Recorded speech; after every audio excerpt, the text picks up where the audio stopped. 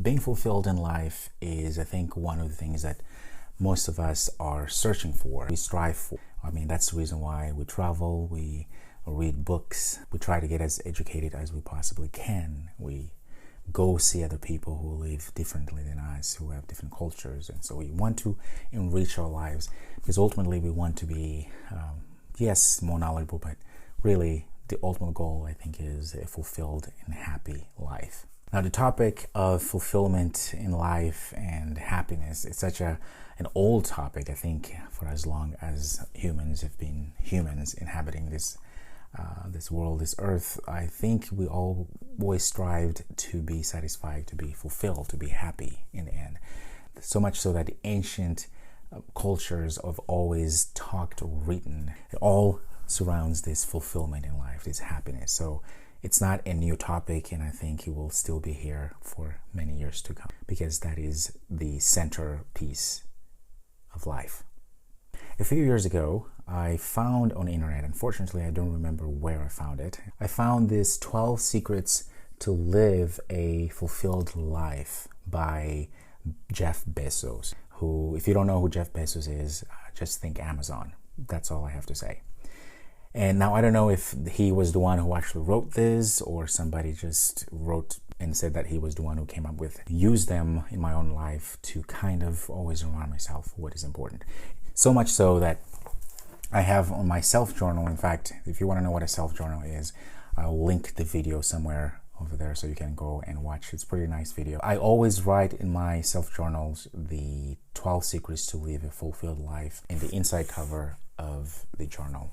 In all of them, I write those 12 questions or secrets, if you will. So it keeps me grounded. And that's what I'm going to be sharing with you in this video. So stick around because it's going to be fun. Welcome, my friends. My name is Paulo, and in this channel, we talk about all sorts of things. I share with you productivity tips, business, personal finances. I review books that I'm reading. So essentially anything that interests me and that helps me to become more of a well-rounded person, which is a person who knows more than one thing and is hoping to become a multi-dimensional person. So a person who knows a little bit more for themselves, for everybody. But that's what we do here. If you're new to this channel, please consider subscribing and don't forget to click on the notification bell. That way you are notified every time that I have videos such as this one. So, all right, let's go to the video of the day. So here are the 12 secrets to live a fulfilled life by Jeff Bezos. At least that's what I was told. It could be somebody else. Number one is one of the very fundamental questions, which is, what will you use your gifts for? Wow, that's such an amazing question. I mean, if you think about it, all of us have certain gifts, right? Now, I think sometimes we want to have gifts that are not our own. We want to emulate somebody else because somehow we feel like the other people have better gifts. But I think it's important to remember that your gifts are also important. And the question is, how are you going to use your gifts in the world? You live in this world, and what are you going to do with it? How are you going to do it? How are you going to live your life? How are you going to lead a good life? How are you going to share, and how are you going to live? What will you do with your gifts? I would like to hear exactly how would you answer this question. So go ahead in the comments below. Let's start a discussion. Go ahead and write it. What will you use your gifts for? So, think about it. Are you going to use your gifts and squander them? Are you not going to work on your gifts? Are you going to use your gifts for evil doing? Are you going to use your gifts to empower other people? Those are really important questions that I know most of us people would rather never ask that question because it's, we are constantly too busy to think about those things. But I think once you think about those things, this question, it will start revealing, first, number one, you will see that you do have gifts and they're your gifts to use them to do good, to help other people, to empower other people. But also you will understand kind of what is it that you are here for. Right, by answer that question. So I really would like to hear what you think, or how would you answer that question, that first question, which is, what will you use your gifts for? And the second question here is, what choices will you make? You see, life is just a bucket full of choices. That is one thing that I think it's a gift in and of itself, no pun intended here.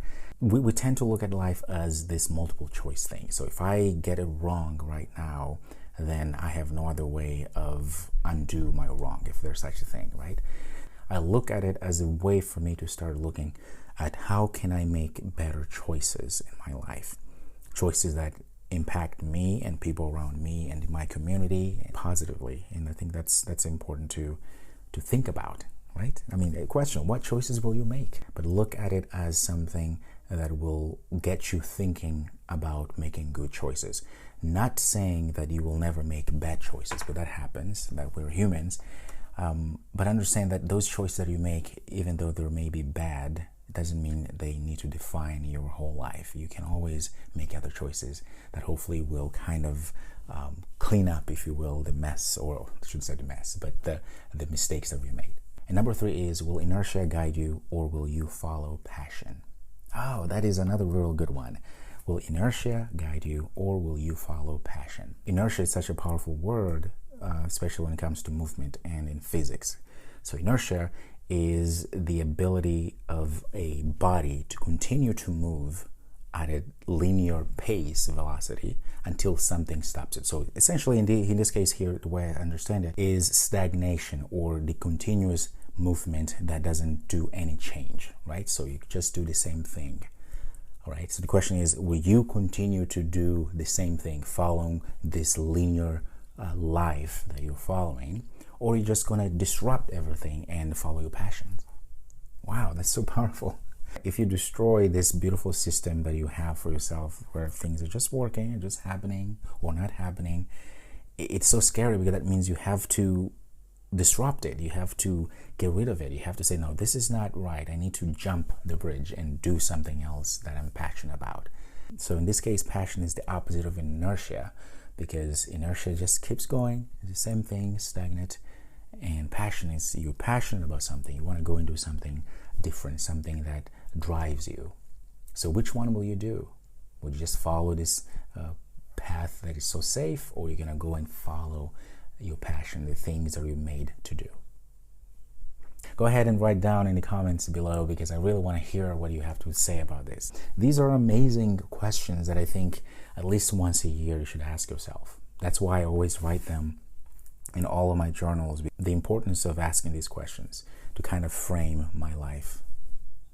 So, all right, so number 4, will you follow dogma or will you follow passion? So we all live in a society. So if you live in society, there's always this culture that kind of guides us. This culture, I look at the culture as these lenses that we have through which we see the world. And not to say that that's a bad thing, because we all have a culture, we all have those lenses. It's not a bad thing, but what I think is bad is to follow dogmas that our culture sometimes do impose. Dogmas that have been set out in the beginning of ages, if I should say, that perhaps they don't work anymore. And so they kind of bind you, they constrain you as a person, as opposed to free you. So that's what this question prompts you. Will you follow dogma or will you be original? Following the dogma, there's no originality, because you have to follow certain rules that have been written, if you will. Be original, that means you have to free yourself from that in order to do something of your own, your passion, or something different. So which one would you do, right? And there's no right or wrong answer, but I think it comes down to what do you want out of your life. I think that is indeed the kind of premise for all these questions. What is that you want out of your life? So again, will you follow dogma or will you be original or follow your passion? Will you choose a life of ease or a life of adventure and service? As I always say, and I've heard it probably somewhere, easy is boring. Easy is stagnant. So what will you choose? Will you rather have a life of just comfort? Everything is in this nice box. Everything is perfect. Or will you live a life with more adventure and service? So most people choose the easy life, the life of ease, where things are just the same, nothing really changes. There's no passion or anything, because you just follow one thing and then, nothing disturbs you. But I think the best life is the life of adventure and service. I like service because service means that you will take your gifts, the things that you're given, and you're going to use them for yourself, but most importantly, to impact others positively. That's the reason why I like to think life of ease, it's not a life of service or adventure. It's a life of complacency. Right? You just stay stagnant, just follow one thing, and life is good. And for most people, like I said, that's what they choose to do. But if you want to grow as a person, life of ease, I don't think is the right way to go. Serve and go on an adventure. That's the life worth living, I think. And one of the reasons why I like the word service is because it's all about service. I mean, the reason why I'm doing this, I'm recording this video to share with you what I find and things that work for me, things that I'm learning, is because I want to serve you. I want you to hopefully watch this video and say, oh, that's inspiring. I want to try that. I want to see how that will work in my life. If that adds a little bit of value to your life and it betters your life, that's all it's all about, right? It's service. So once you do that, you see the value, take that and also serve somebody else, help somebody else, and share with other people. So what will you choose? A life of ease or a life of adventure and service? And the next one is, will you wilt under criticism or will you follow your convictions? You know, some people say that you know that you're doing something worthwhile when you get a lot of criticism. Now, whether that is true or not, who knows? But I think it's also, there's some truth into it, because if you're not doing anything, if you're just stagnant, you do nothing, of course you're not going to get any feedback or negative or positive, because it's just normal, right? There's no conflict there. And I think when there is conflict, not always, I think this conflict, this criticism that you may get from people sometimes, it may mean that you're actually moving, you're being different than what they are used to. And that can be positive. Not always, but in most cases can be positive. And the idea is to always look at criticism not as an attack to yourself. Now, there are times you're criticizing, attacking you, and that is not the criticism that you need to even think about. You have to probably learn how to get rid of that and not even conceptualize that, because that is not helpful. The criticism that you need to embrace is constructive criticism. It's always important to distinguish the two. There's the destructive criticism and there's constructive one. And don't look at criticism as always an attack. And that's probably the mistake that most people make, is to think that all the criticism is just an attack of me as a person. Therefore, we want to attack back. No, look at it as an opportunity for you to change if need be, or an opportunity to tell you that you are indeed growing, because you're not stagnant, you're not doing what everybody is doing. So what will you do? Will you wilt under criticism, or will you follow your convictions, right? You know that what you want is X and that's truth for you, you go for that. Or if somebody criticizes you, you just wilt and say, okay, I'm wrong, bye. Which one will you do? The next question is, will you bluff it out when you're wrong, or will you apologize? Now, part of being a learner, good learner, is that you have to admit that you know nothing, or you know a little bit, but there's much more to learn. And that also admitting when you're wrong, because admitting when you're wrong and being able to not just bluff it out, so, oh, you know, I was wrong, but no, I'm not wrong, really, just trying to cover yourself. It just shows that you, number one, you're not very mature. Number two, you're not really willing to do the work, which is if you want to grow. Really, I mean, it hurts. When you are wrong, and you know some people can be very vicious when you're wrong, it hurts and your ego gets bruised, but at the end of the day, you have to understand that you are here to learn, and it's okay to apologize. And apologizing is such a great thing if you think about it, because apologizing not only makes the whole environment lighter, but it also shows this respect between the two people, right? Not just the I apologize because I'm bored, but really the humility that brings you to apologize, to say, hey, I was wrong, and let me rectify that, or let me learn more so I can make it up for you. Or that's where the big learning is, really, because number one, you have to be humble. There's such a humility when you apologize, truly apologize. Next one is, will you guard your heart against rejections, or will you act when you fall in love? Now, this sounds very romantic, which is fine, but it can also be a question, you know, to ask yourself to see how you handle rejection in your life. So when you're rejected, do you just throw down the towel and say, okay, I'm done, and you cover yourself in a cocoon and don't want to leave the house? Rejections, again, are not very pleasant. Nobody likes to be rejected. If you go to look for a job and get rejected, it hurts because you want a job. You want to be able to provide for yourself and your family, those that you love. But rejection also can be something that maybe is a springboard for you to go higher, to learn something new, or to discover something new. I mean, if you've been watching my videos, you'll see that I was laid off in 2013. And yes, it wasn't pleasant. It was bad. And, money was scarce. I didn't have enough money and all these things. But it also helped me to realize the things that I want to do, the gifts that I have. Maybe I could start my own business, which I did, and go from there, start my own thing. It's not easy. But then I was pushed into that. And look at me now.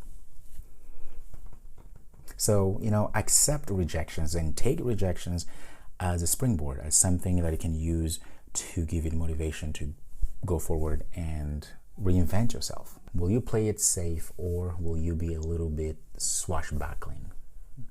The question is really, are you going to be a person who is adventurous and is going to be daring, or are you just going to be sitting there and, just take it?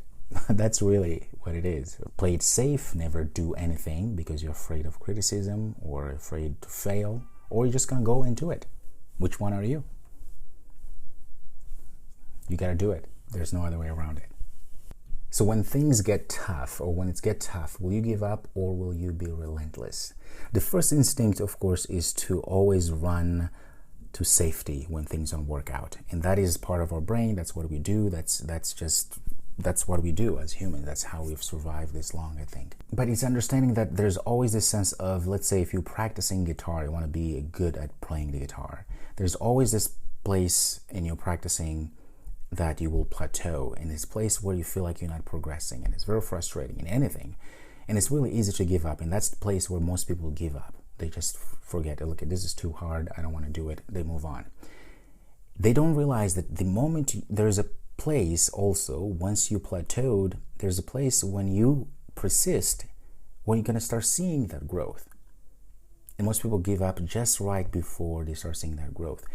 It really gives me hope that being relentless is actually the best thing that can happen to you, because that means that you will keep doing the things that you need to do to get to your goal, even though things get tough. Now, there are times when you just need to pivot, not giving up. Giving up is just let it go and never want to do it again. Pivoting is having that goal, continue to work on that goal, but finding other ways that will benefit you better, or they will set you up better to get to that goal. So it's okay to pivot. Giving up, no. Will you be a cynic, or will you be a builder? Oh, I bet you've encountered a lot of cynics in your life. People who don't believe that you can build. They always say no. But who are you going to be? Are you going to be a cynic or a builder? Are you going to be the person who is like, oh, you can't do that. That is too hard. That's impossible. Or are you going to be the person who's going to say, no, I'm a builder. I can do this. You're going to be the person who tells people that they can do anything because that's impossible. Or you're going to be the person who's going to tell people that they can do and encourage them to do this. Will you be clever at the expense of others, or will you be kind? Now, really, this is a great question. So are you going to be the person who takes advantage of the less fortunate, person who cheats, who lies, person who is unkind, who is mean to other people, or a person who is kind to other people? Which one do you want to be in your life? Being kind, it's so important, right? Because it just shows that you care. It shows that, number one, you want to be a part of something bigger than yourself. You care about the other people. You want to help. You want to be part of the community. You want to give back. By kindness. And I think it's really important, especially for people like you who probably are very aware of what you want to do in your life. You are high achievers. You want to achieve more in life. And it's easy to be lost in this, I want to do more, I want to get more, I want to have more, and forget what is really important, why we're doing what we're doing, which is to give to other people, which is to be happy. Happiness is contagious. So if you're happy, everybody else may be happy because they see you happy. So I think that's where kindness comes into place. So by leading with kindness in anything you do, you'll probably have less of a harder time in life, I think. And that's what I'm also trying to do continuously, to try to be more and more kind. That is the kind of person I want to be, and I hope that is something that you want to strive to be. And it's something that you can learn to be kinder, continuously being kinder. So the thing is always to ask yourself, how am I serving other people? How can I serve other people? That is the ultimate way of showing kindness. Is to give, is to show that you care. How can you serve other people? So these are the 12 secrets to live a fulfilled life by Mr. Bezos. And now I don't know if exactly it was Mr. Bezos who wrote these, but it doesn't matter. And I always revise them and write them down because they ground me. And I hope you enjoyed this video, and I hope you picked a few of these questions that you can also ask yourself at least once or twice a year to really think about these things. Not only ground you, as I said, but also hopefully really help you kind of know exactly what is this all about, this thing that we call life. And I think we all want to be fulfilled, and these questions certainly, if anything, they're a good starting point for you to start pondering about this topic of good life, happy life, fulfilled life, a well-rounded life. That's what we all want to accomplish, I think. Well, thank you so much for your time, and I'll see you next time.